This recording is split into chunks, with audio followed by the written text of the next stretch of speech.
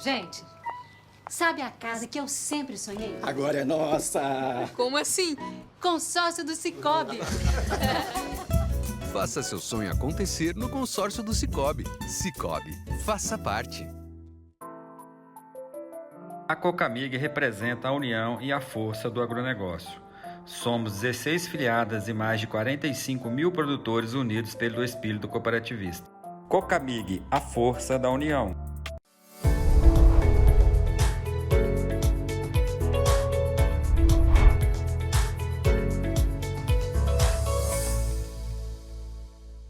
Começando mais um episódio do Podcast Pro Café, eu sou o Alexandre, estou aqui com o Alisson e com o Rodrigo, e nós vamos falar para vocês um pouco hoje, né, Alisson e Rodrigo, da safra. Mas nós vamos fazer como? Nós vamos falar das últimas chuvas e da florada.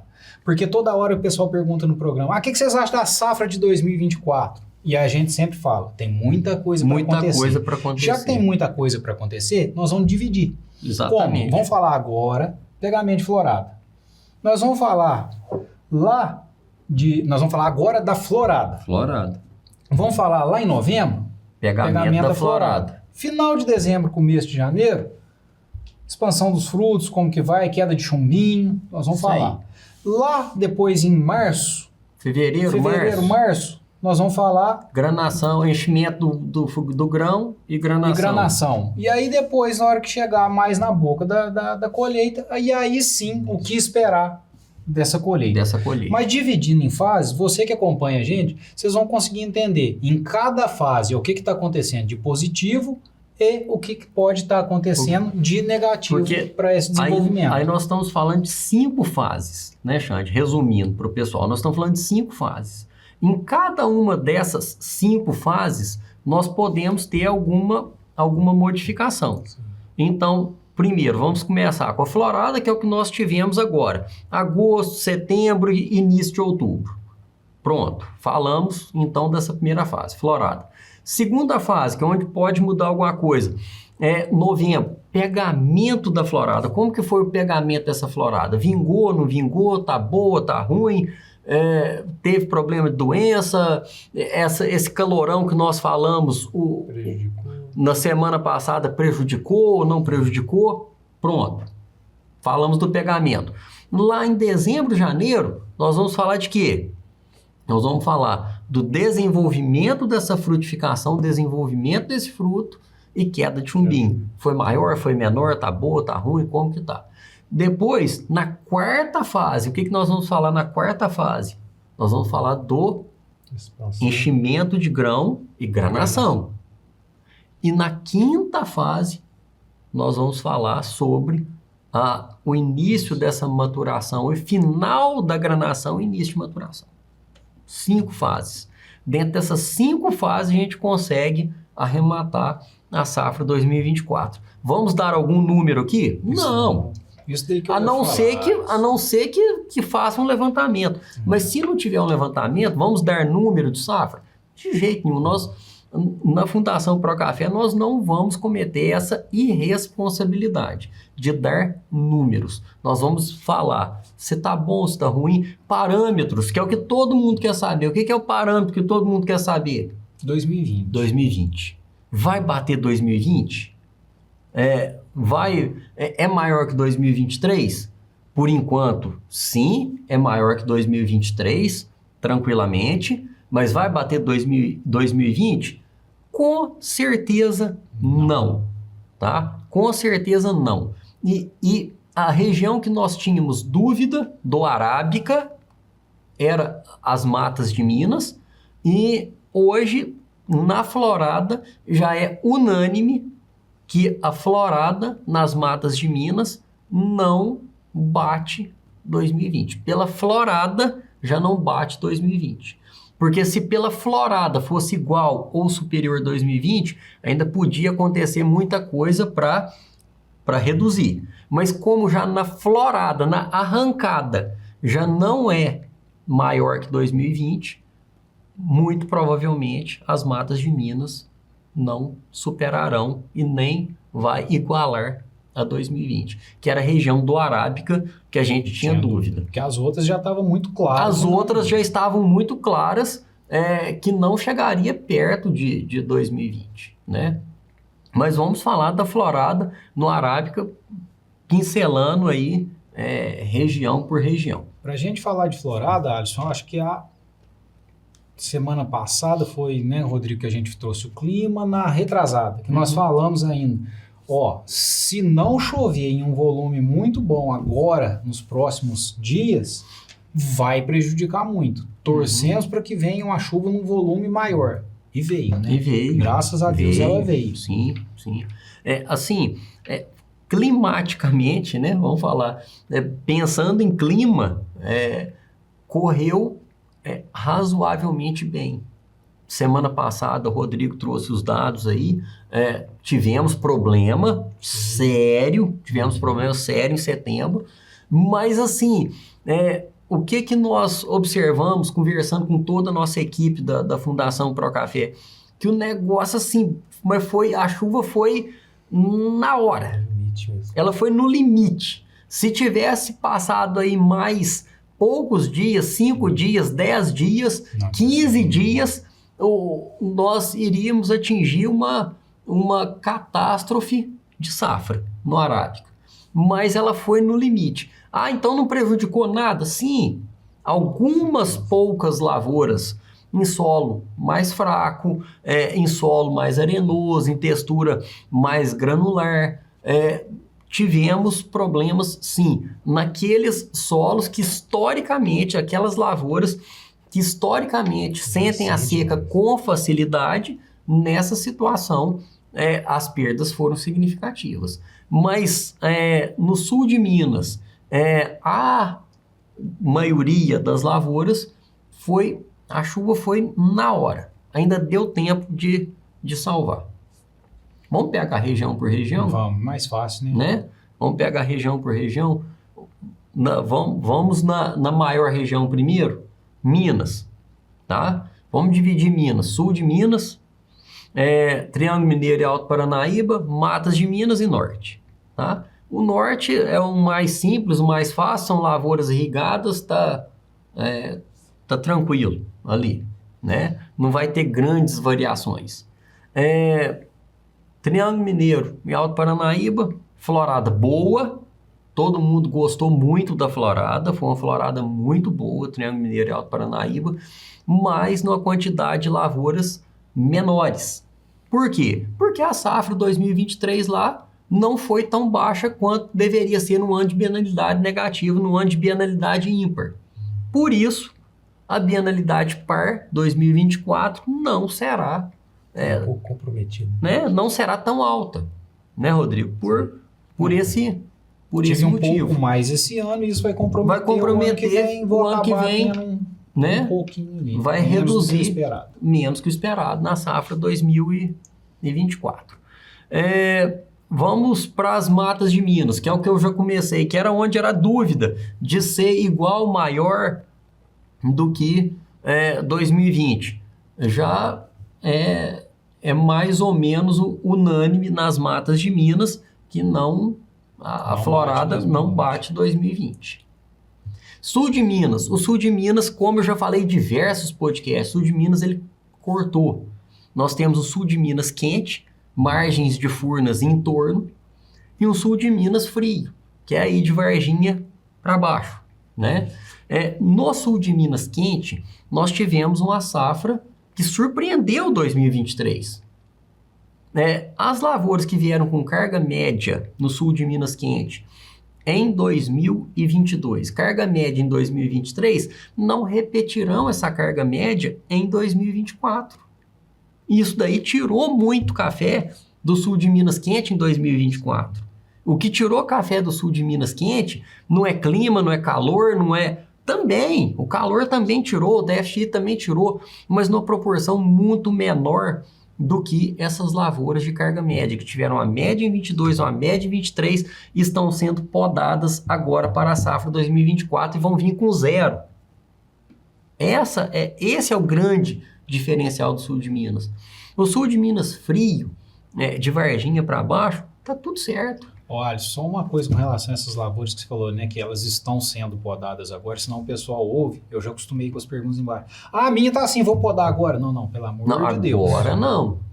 Agora passou da hora. Isso é unanimidade aqui dentro da Fundação Procafé. Chegou agora, final de setembro, outubro, você viu que a lavoura tá... Não, deixa ela zerar sozinha, não rela a mão. Não é a hora. Não é hora. Não é hora. Porque senão depois lá na frente você vai chegar e falar assim, nossa, safra zero não funciona, tá vendo? Não funciona. Feito do jeito errado, ele não funciona. Não tá na hora. Então, o que a gente fala de estar sendo podada elas foram podadas, elas não seriam podadas. Sim. A hora que se viu a situação da lavoura e o que ela ia dar, não, entra podando. Sim.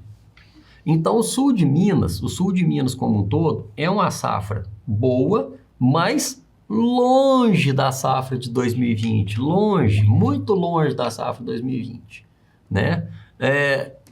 Vamos para outras regiões. Mogiana Paulista. É muito parecido com a situação do Cerrado.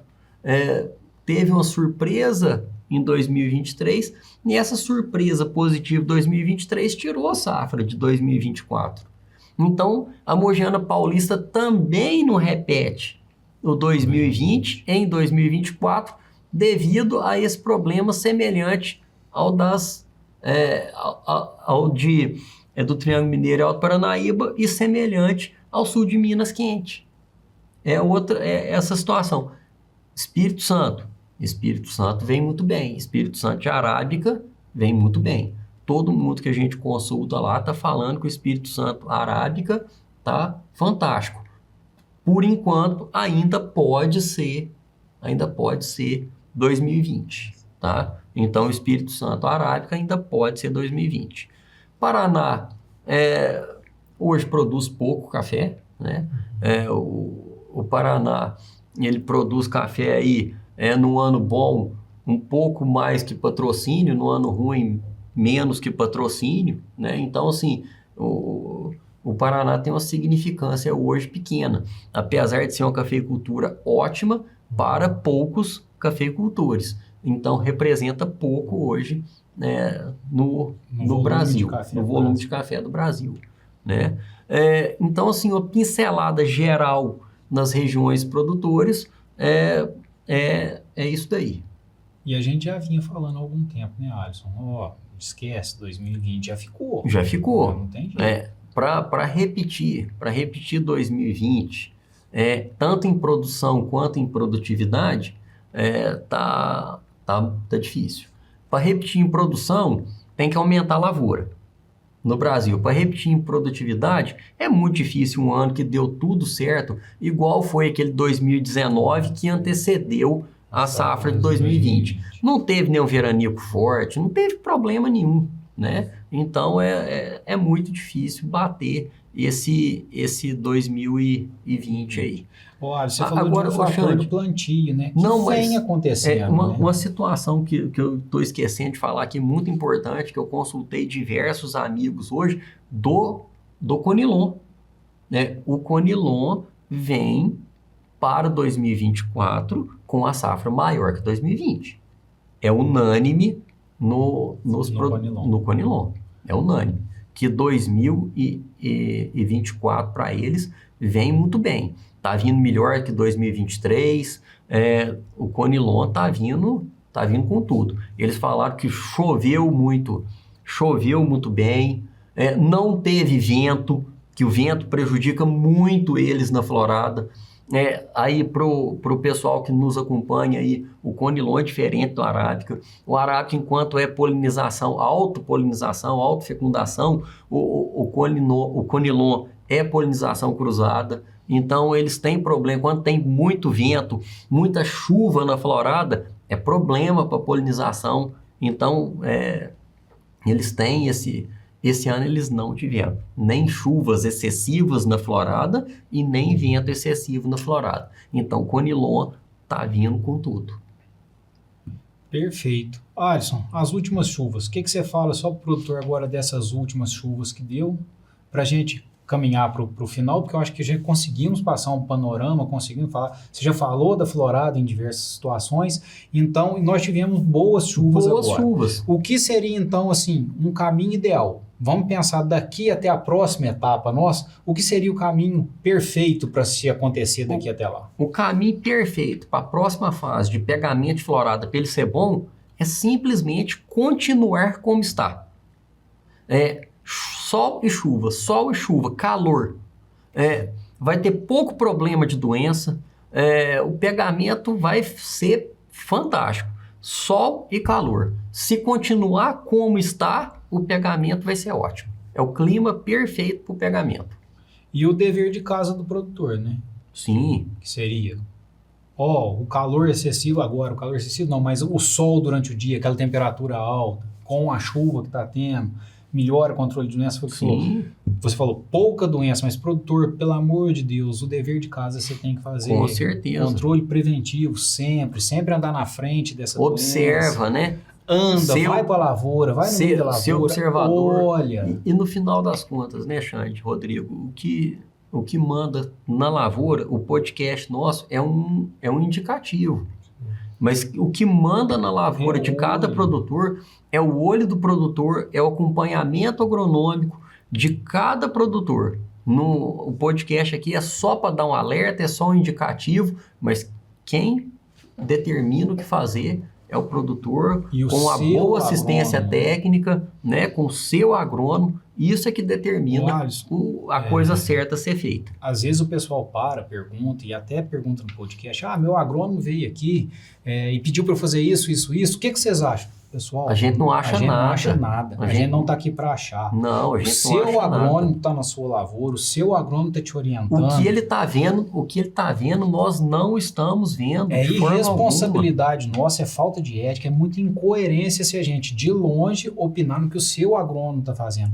Sim. Se é o seu agrônomo, se ele é especializado em cafeicultura, e se você confia nele, siga o que você está falando. Siga ele.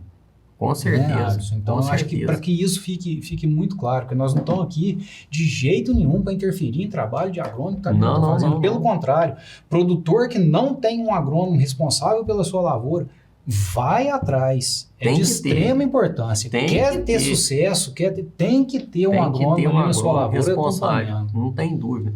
Mas eu sou pequeno produtor.